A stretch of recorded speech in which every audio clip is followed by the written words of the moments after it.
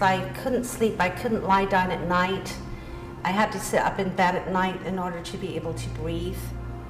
I would go to Cigna and they would tell me I had bronchitis and just give me medicine and send me home. No matter what kind of medicine they gave me, I just didn't get better. Then the Cigna director called me up and she told me that there was nothing wrong with me at all. I got out a phone book and I called the doctor, and I was really distraught by this time. It was 9 o'clock at night, and I guess he could hear the pain and the terror in my voice, and he met me there, and I came with my film and my CAT scan, and he just put it in. It took exactly 30 seconds.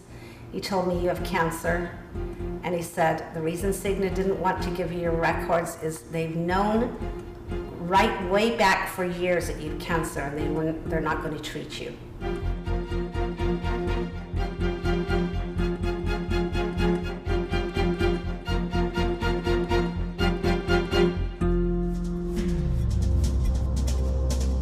A lot of money is made in this country off of sick people.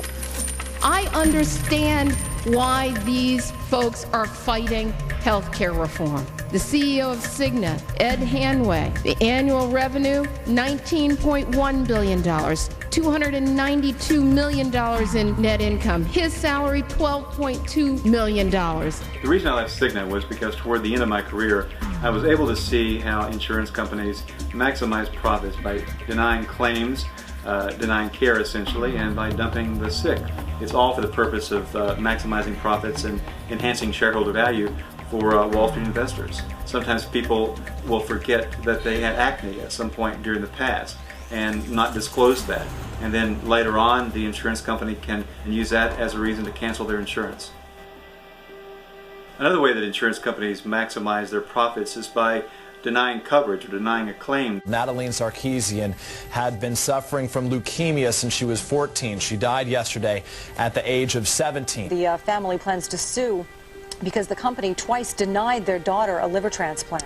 Cigna Health Corporation literally, maliciously killed her. We had full coverage, and guess what? Cigna gave her zero chance to live, not even 1%. Deny, deny, deny. Why? One of the things that investors and analysts look at is something called a medical loss ratio. And this is a measure of how much of every premium dollar that you contribute is actually paid out in medical claims by the insurance company. The less a company pays out in medical claims, the more money is available for executive salaries.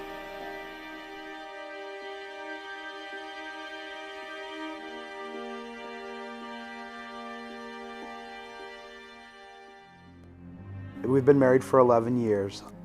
It was April 1st. She had talked about having a headache, and she went to lay down for a little while. She cried out my name in this really hoarse, strange voice. She felt like she was having a stroke.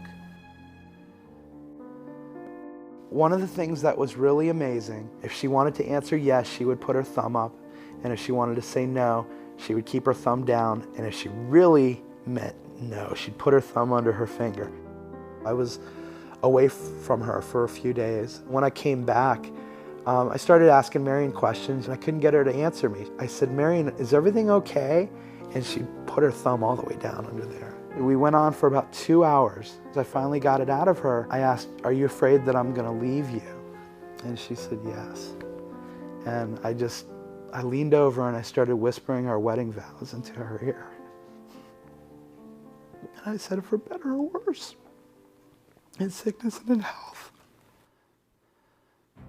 The case manager at the nursing home called me in and was really upset, and she said Cigna is wanting to discontinue therapy with her. The doctors called and appeals were denied.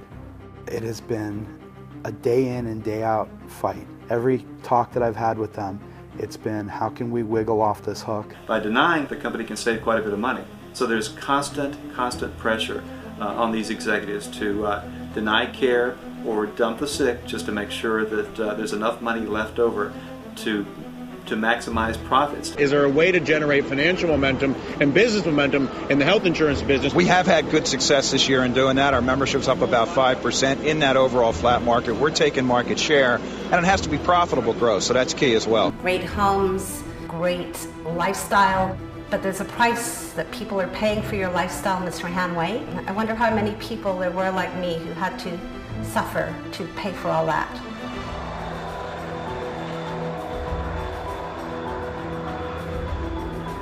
I often would fly on one of the corporate jets. I was given gold-plated flatware to eat my lunch.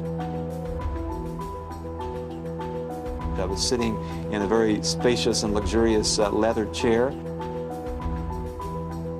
Someone's premiums were paying for my lunch on gold-trimmed china.